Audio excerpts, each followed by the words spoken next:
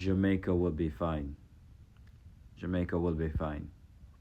I know a lot of people are speaking all this wrath and all this judgment and all kind of words are just flying left and right that Jamaica is going to be wiped out and be unrecognizable. But I stand because I know that there's life and death in the power of our tongue, and it shall not be so. Yes, God's wrath and God spares us time and time again because of his love and grace and mercy for us. We are a nation, a Christian nation that reverenced God when I was growing up. It's not so much the case right now. People are playing with God. Each time God spares us, we contributed to, we're lucky. When we're in danger, we could cry out to God, and as soon as the danger passes, we go back to our vomit. Sodom and Gomorrah, when God was about to destroy it, and Abraham pleaded with God, if he finds 10 people which is righteous, will he still destroy it? And God replied, if I can find 10 people that is in this place, I will save it.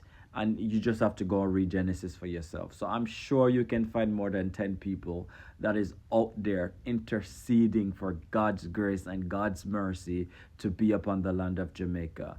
But I'm not gonna come in agreement with people saying the things that they're saying about Jamaica is gonna be unrecognizable. Jamaica is gonna be wiped out. No, Jamaica is resilient. Jamaica, we know how to pass and weather a storm. We know. Yes, our national anthem is a prayer declared over us as a nation, but a lot of people don't know that. A lot of people don't understand that. You see, God hand, because we ask of him in our national anthem.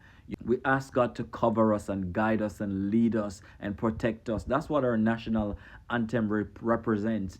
And God will uphold that. So even though God is, probably this is God's will, I cannot change God's will, but we can intercede and pray and ask for God's mercy. But I refuse to come in agreement with people saying Jamaica will be unrecognizable. Not so. It will be recognizable as a country, as a nation that fears God. It needs to go back to that place where it fears God and reverence God, because that's what I grew up on, a country that feared God and reverenced God. But it's not so in this moment. And so, if it is God's will, we are still able to cry out to God and ask God to have mercy. Just as how when God was about to destroy Sodom and Gomorrah, this city, I don't know if that, yes, Sodom and Gomorrah, Abraham cried out to God and asked God, if you can find 10 righteous people in this city, would you still destroy